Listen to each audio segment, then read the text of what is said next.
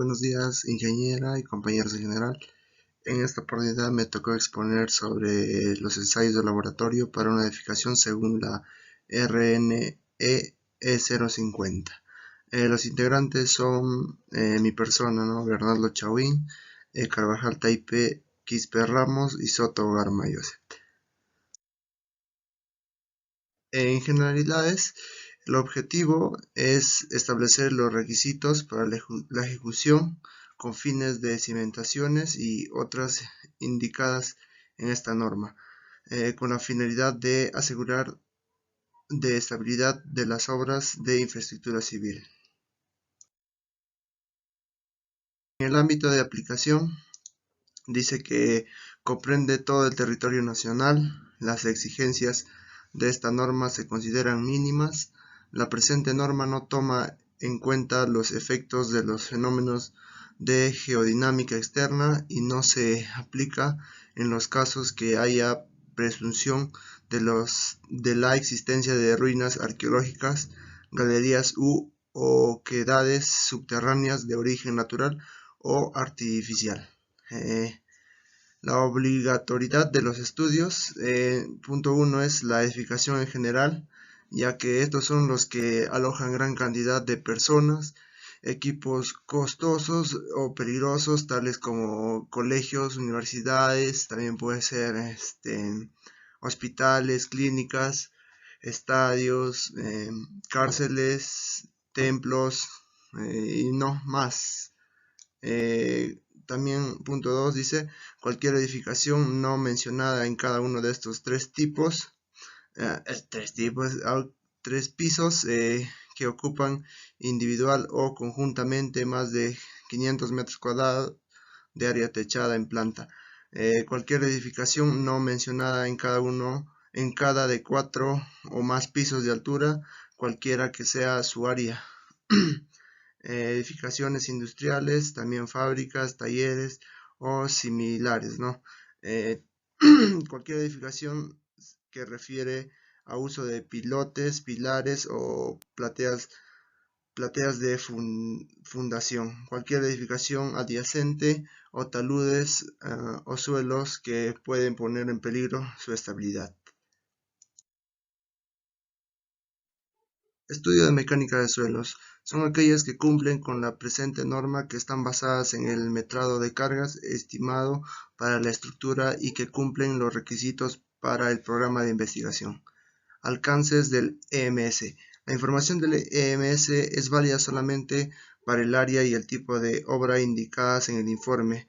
Los resultados e investigaciones del campo y laboratorio, así como el análisis, conclusiones y recomendaciones del EMS, solo se aplicarán al terreno de edificaciones comprendidas en el mismo. No podrán emplearse en otros terrenos, para otras edificaciones o para otro tipo de obra. Responsabilidad profesional por el EMS. Todo EMS debe ser firmado por el PR, que por lo mismo asume la responsabilidad del contenido y de las conclusiones del informe. El PR no podrá delegar a terceros dicha responsabilidad. Responsabilidad por aplicación de la norma. Las entidades encargadas de otorgar la ejecución de las obras y la licencia de construcción son las responsables que hacen cumplir esta norma. Dichas entidades no autorizan la ejecución de obras si el proyecto no cuenta con el EMS para el área y tipo de obra específico. También nos ha faltado un punto aquí, que es la responsabilidad del solicitante. Eso más que nada consiste en proporcionar la información indicada y garantizar el libre acceso al terreno para efectuar la investigación del campo. Bueno, eso sería todo. Le paso con mi compañero. Continuando con la exposición ingeniera, yo voy a tratar técnicas de investigación de E050 de mecánica de suelo. ¿De qué se va a tratar esas técnicas o normas?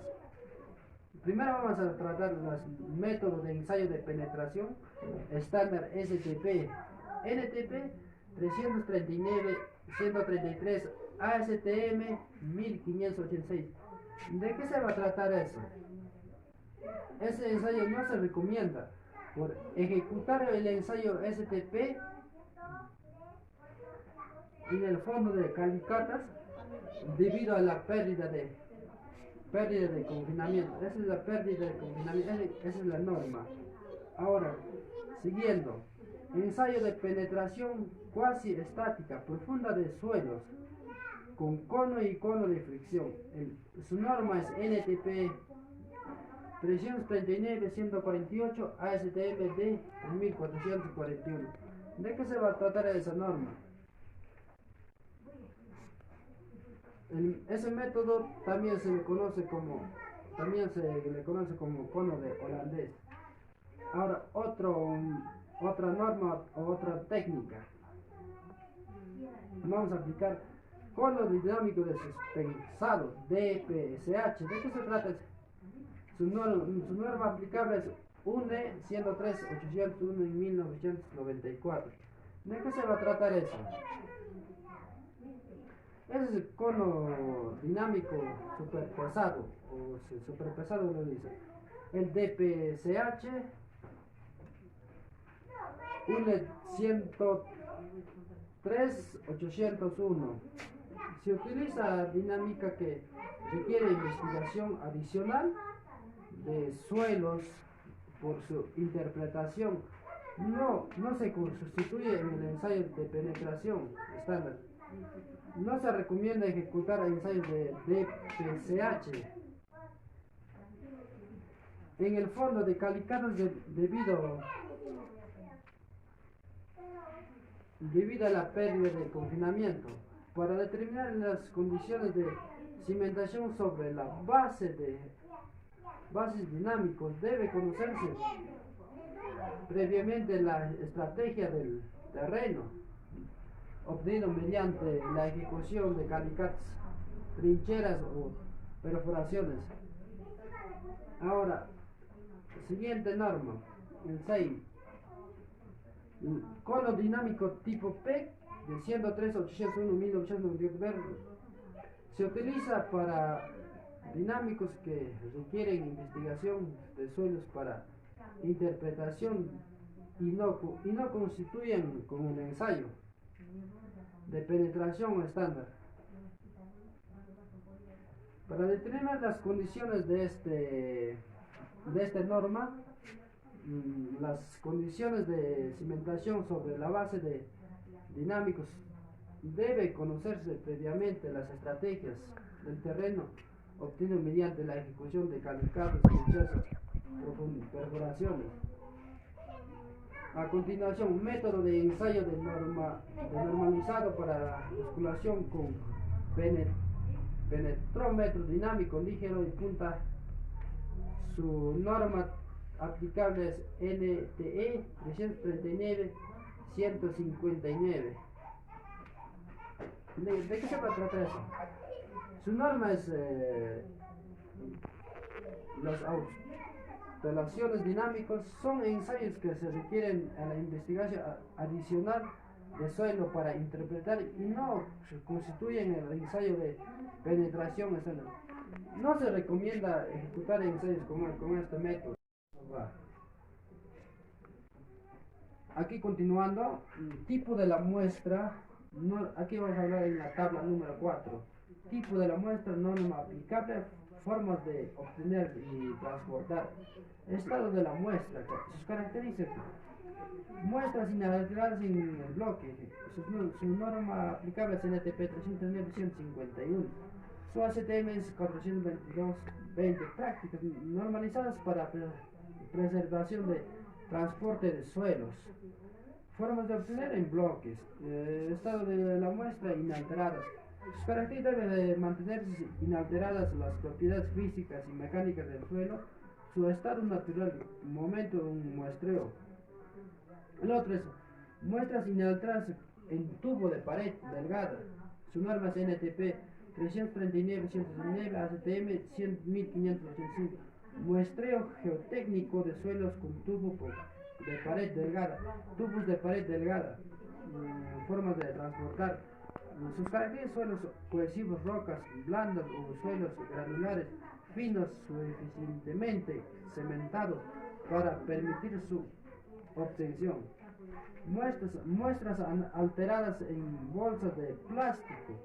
Su norma aplicable es batería 339-151 o ASTM 4220. Prácticas normalizadas para preservación y transporte de muestras de suelos. Con bolsas de plástico, formas de transportar. Su estado de la muestra es alterada. Sus características: debe mantener inalterada la granulometría del suelo en su estado natural al momento del muestreo. Por último tenemos las muestras alteradas para humedad en lata sellada. Su norma aplicable es NTP 339-151, su ACTMD 420. Prácticas normalizadas para la preservación y transporte de muestras de suelo en la lata sellada. Alterado: debe mantener inalterado el contenido de agua. También tenemos para llevar a los laboratorios ensayos, ¿no? El contenido de humedad. Para saber el contenido de humedad, el agua, se lleva a un laboratorio. Su norma es 339-127 ACTM. Continuando con los ensayos de laboratorio, como se estaba explicando, el contenido de la humedad, su norma técnica es 339-127 ACTM 2216. Tenemos otro ensayo: análisis granulométrico, para saber diferentes tamaños de suelos, ¿no? Límite líquido y límite plástico, la plasticidad del suelo que vamos a obtener, peso específico relativo del sólido, clasificación del suelo mediante SUC, densidad relativa, peso volumétrico de los suelos cohesivos. Tenemos sus ensayos, sus normas también tenemos. También tenemos contenido de sales solubles totales como suelos, aguas subterráneas, para saber aguas subterráneas o sales solubles en los mares, para diseñar con el tipo de concreto qué porcentaje tiene el sal. Así todos los ensayos tenemos, ¿no?, en el laboratorio. A continuación le doy a mi compañero para seguir exponiendo, ¿no? Gracias, ingeniera, por mi parte. Bueno, continuando con la exposición, ahora vamos a hablar sobre programas de investigación en estudio de mecánica de suelos. Según el Reglamento Nacional de Edificaciones, ¿qué nos dice en generalidades? En estudio de mecánica de suelos se puede plantearse inicialmente con un programa de investigación mínima. El programa de investigación mínima se detalla, es detallado el programa mínimo requerido por un estudio de mecánica de suelos, siempre y cuando se cumplan las condiciones dadas en el artículo 11. ¿Cuáles son esas condiciones que debemos tener en cuenta en nuestro estudio de mecánica de suelos? Las condiciones de frontera, la comprobación de las características de suelos o de terrenos colindantes o ya edificados. Después tenemos el número de puntos de investigación. Se determinará en la tabla número 6 del Reglamento Nacional de Edificaciones en función del tipo de edificación y del área de la superficie a ocuparse por este proyecto que estamos estudiando. Después vamos a tener la profundidad mínima a alcanzar en cada punto de investigación, con cimentaciones superficiales, profundidad de cimentaciones, presión admisible, cimentaciones sobre rellenos, que vamos a tener rellenos controlados, y rellenos no controlados, y también cargas excéntricas que se calcula con las siguientes fórmulas. Para una cimentación superficial vamos a tener dos fórmulas que debemos tener en cuenta, que es que para una edificación sin sótano y para una edificación con sótano. La P es la profundidad y la D es es una edificación sin sótanos, es la distancia vertical desde la superficie del terreno hasta el fondo de la cimentación, y la H es la distancia vertical entre el nivel de piso terminado del sótano y la superficie del terreno natural, y la Z va a ser el ancho de la cimentación prevista del mayor área.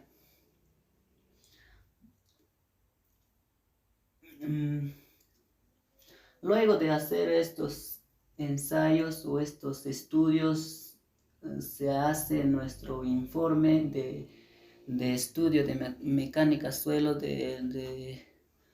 para presentar sobre nuestro estudio realizado, que va a ir una memoria descriptiva y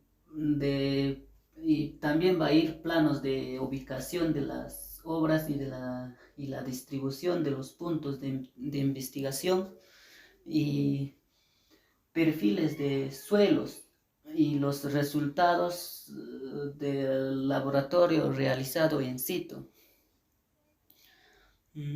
Este estudio se hace con la finalidad de investigar las características del suelo,